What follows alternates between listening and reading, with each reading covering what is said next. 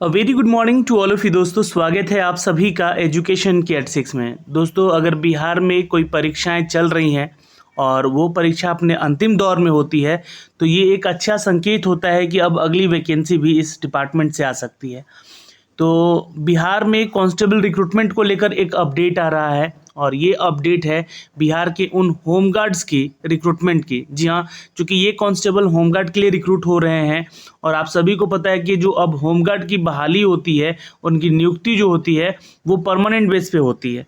तो अब यहाँ पे आपको बता दें कि होमगार्ड रिक्रूटमेंट को लेकर क्या आज के अपडेट आए हैं और कब से इनका जो है पीईटी यानी कि फिजिकल एफिशिएंसी टेस्ट होने जा रहा है और कब तक ये प्रोसेस चलेगा। इस प्रोसेस में आपको कौन कौन से डॉक्यूमेंट्स लगेंगे इसके बारे में भी हम चर्चा करेंगे और आपको अपने साथ क्या लेकर जाना होगा इस पीईटी एग्ज़ाम में। तो चलिए शुरुआत करते हैं, लेकर चलते हैं आपको इन सभी अपडेट पे। और प्लीज़ चैनल पे आप नए हैं तो चैनल को सब्सक्राइब कर लीजिएगा ऐसे ही लेटेस्ट अपडेट पाने के लिए। तो आज का दोस्तों जो अपडेट आ रहा है ये, जी हाँ, दैनिक जागरण की अपडेट से आ रहा है और आप सभी को बताना चाहेंगे कि कल से यानी कि 6 मई से लेकर यहाँ पे 14 मई तक, 6 से लेकर 14 मई तक आपके ये जो परीक्षाएं हैं ये होंगी। ये परीक्षा होगी किसकी? तो 2711 पदों के लिए। 2711 पदों के लिए जो बहाली की प्रक्रिया चल रही है दोस्तों, कल से आपका यहाँ पे शारीरिक दक्षता परीक्षा होगा, ठीक है, और ये 14 मई तक चलेगा। अब इसमें जो अपडेट दिया गया है कि ये कहाँ पर होगा, तो बिहटा में होगा। बिहटा के आनंदपुर स्थित बिहार गृह रक्षक वाहिनी केंद्र में 14 मई तक यह होमगार्ड के जवानों की बहाली के लिए शारीरिक दक्षता परीक्षा होगी। 2711 पदों के लिए भर्ती के लिए नामांकन सुबह 5 बजे से लेकर जी हाँ की जाएगी, जिसके लिए कि 12 काउंटर यहाँ पे बनाए गए हैं और इन 12 काउंटर्स पे आपको जाके अपना नामांकन करना होगा, पर्ची देनी होगी वहाँ पे और आधार कार्ड सहित अन्य पहचान पत्र भी, जैसे कि आपका वोटर कार्ड हो सकता है, आपका पैन कार्ड हो सकता है, इनमें से कोई एक चीज़ें जो कि वहाँ पे जमा करना होगा आधार कार्ड के अलावा। तो ये बातें यहाँ पे लिखी गई है। आधार कार्ड सहित अन्य पहचान पत्र के साथ साथ अभ्यर्थी जो है शारीरिक दक्षता परीक्षा में शामिल होंगे और अनुपस्थित रहने वाले अभ्यर्थियों को दोबारा मौका नहीं दिया जाएगा। देखिए, मैं आपको एक अपडेट थोड़ा सा दिखलाना चाहूँगा यहाँ पे CSBC के ऑफिशियल वेबसाइट पे जाके। तो अगर आप लोग ये नोटिफिकेशन देखे होंगे, जी हाँ, ये 511 पदों वाली जो नोटिफिकेशन देखे होंगे, यहाँ पे आप लोगों को बोला गया था कि केंद्रीय चयन पर्षद की तरफ से 551 रिक्तियों के विरुद्ध में एक विज्ञापन जारी किया गया था, जहाँ पे बिहार गृह रक्षक वाहिनी में सिपाही पद हेतु इनकी रिक्रूटमेंट होगी, जिसका कि एग्ज़ाम लिया गया था 2021 में ही और 2022 में मार्च में इनका रखा गया था कि इनका फिजिकल करा लिया जाएगा, लेकिन डेट एक्सटेंड वगैरह कर दिया गया था, है ना, नया डेट भी दिया गया था, लेकिन यहाँ पे अभी तक ये नहीं हो पाया था क्लियर। तो आपको मैं यही बताना चाह रहा हूँ कि इनमें ये 511 वाले पद भी शामिल हैं, जी हाँ, इस 2711 पोस्ट में। क्योंकि देखिए, अगर आप आज का खबर दैनिक भास्कर पढ़ेंगे तो उसमें लिखा गया है कि विज्ञापन संख्या 1/2009 के तहत 511, क्योंकि 1/2021 का है वैकेंसी, और 2/11 के तहत 2200 पद यहाँ पे, और साथ में 200 जो है शहरी गृह रक्षक होंगे और यहाँ पे केंद्रीय प्रशासन जो कि प्रशिक्षण संस्थान है बिहार गृह रक्षक वाहिनी आनंदपुर बिहटा में इसका आयोजन करने जा रही है। तो ये लगभग जो है 2711 पदों की ये टोटल वैकेंसी यहाँ पे अपडेट की गई है। तो ये न्यूज़ और ये न्यूज़ बिल्कुल सेम है यहाँ पे, है ना। बस मैं आपको क्लियर कर रहा था कि इसमें कौन कौन से वो वैकेंसी हैं जो कि आपको यहाँ पे इसके लिए ये निकाली गई थी और इसका अब अंतिम दौर है। तो अंतिम दौर में आपको यहाँ पे जाना पड़ेगा बिहटा आनंदपुर स्थित जो गृह रक्षक वाहिनी केंद्र है। 14 मई तक वहाँ चलेगा आपका काउंसलिंग और फिजिकल एफिशिएंसी टेस्ट चलेगा वहाँ पे, जिसमें कि आपको शामिल होना है। अब यहाँ पे दोस्तों कहा गया है कि बिहार गृह रक्षक वाहिनी निदेशक द्वारा निर्देश आलोक में बुधवार को जिलाधिकारी डॉक्टर चंद्रशेखर सिंह ने आनंदपुर स्थित केंद्र का निरीक्षण किया। उनके साथ यहाँ पे एसएसपी मनोजीत सिंह ढिल्लो और उप विकास आयुक्त रिची पांडे सहित अन्य पदाधिकारी भी थे यहाँ पे। और डीएम ने यहाँ पे बताया भी है कि भर्ती के लिए प्रकाशित जो विज्ञापन के आधार पर ही आवेदन करने वाले अभ्यर्थियों का पीईटी यानी कि शारीरिक दक्षता परीक्षा यहाँ पे लिया जाएगा निर्धारित अर्हता के अनुसार। अब देखिए, ये जो है वैकेंसी आपका प्रखंडवार इकाइयों के अनुसार किया जाएगा। प्रखंडवार यानी कि जितने भी प्रखंड हैं उन प्रखंडों में इनकी रिक्रूटमेंट की जाएगी।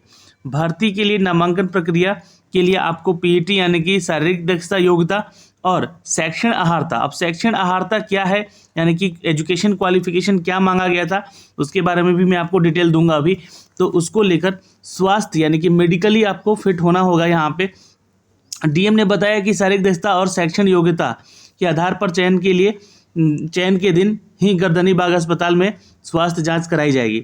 तो आपका जो मेडिकल फिटनेस टेस्ट होगा वो कहाँ होगा, तो पटना में होगा, ये ध्यान रखिएगा। और जो भी शारीरिक क्षमता है ना, सक्षमता जांच को अभ्यर्थी के लिए सहायता केंद्र यहाँ कार्यरत भी रहेगा। तो अब मैं थोड़ा सा आपको यहाँ से जो ऑफिशियल नोटिफिकेशन है वहाँ पे दिखलाना चाहूँगा कि जो इसका क्वालिफिकेशन क्राइटेरिया क्या है और ये आपके कौन कौन से डॉक्यूमेंट्स लगेंगे, ये थोड़ा ध्यान दीजिएगा। क्योंकि ये जो वैकेंसी निकाली गई थी 511 वाला, इसमें जो है इंटरमीडिएट है ना, ये आपको क्वालिफिकेशन होना चाहिए सेक्शन के आधार पे, यानी कि एजुकेशन क्वालिफिकेशन के आधार पे। और जो आपका मैट्रिक का सर्टिफिकेट मांगा जा रहा है वो आपके डीओबी इसलिए मांगा जा रहा है क्योंकि डीओबी से कैलकुलेट किया जा सके कि आपका जो है एज इसके लिए फिट है या नहीं है, जो एज क्राइटेरिया यहाँ पे रखा गया था। आपके पास जो है वैध फोटो पहचान पत्र होना चाहिए। आधार कार्ड के अलावा अन्य पहचान पत्र में से भी कोई एक पहचान पत्र जरूर होना चाहिए, तो ध्यान रखिएगा यहाँ पे।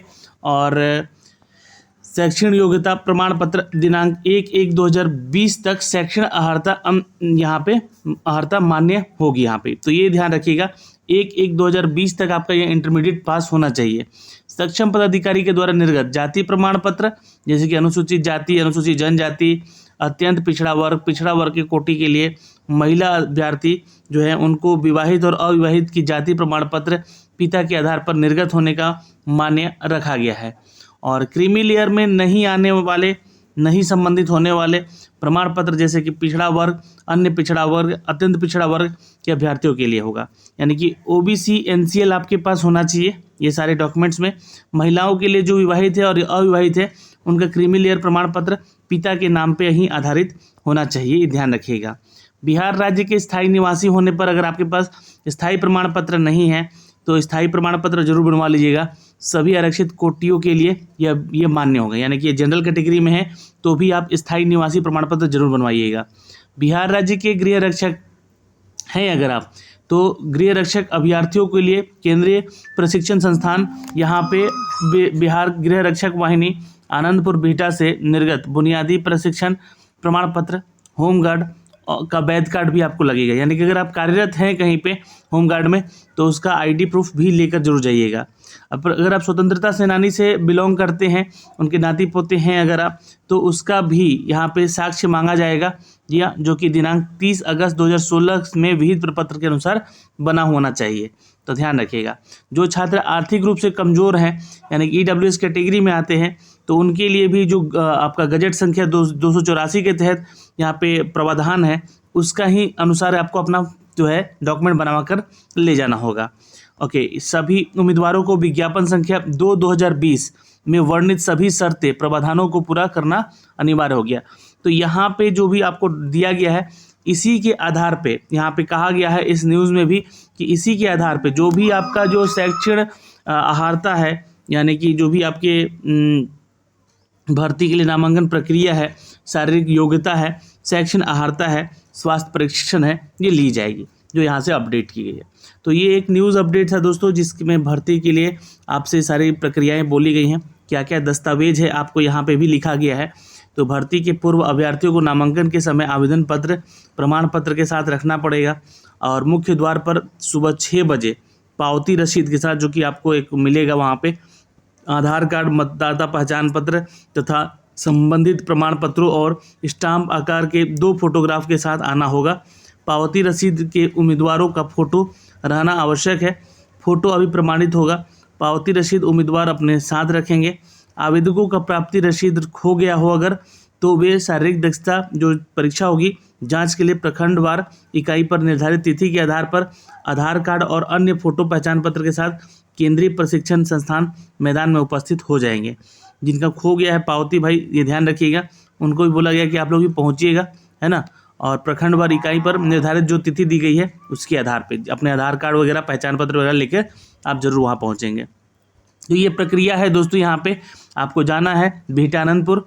ऑल द बेस्ट आप सभी छात्रों को जो कि होमगार्ड की इस बहाली की प्रक्रिया में पार्टिसिपेट लेने जा रहे हैं, जहाँ पे 2200 पुरानी वैकेंसी है और 511 जो 2020 वाली वैकेंसी थी, उनको कुल मिला के अब यहाँ पे फिजिकल यहाँ पे इनका लिया जाएगा। उसके बाद आपका मेडिकल होगा और मेडिकल के बाद आपका फाइनल सिलेक्शन हो जाएगा। जय हिंद, जय बिहार।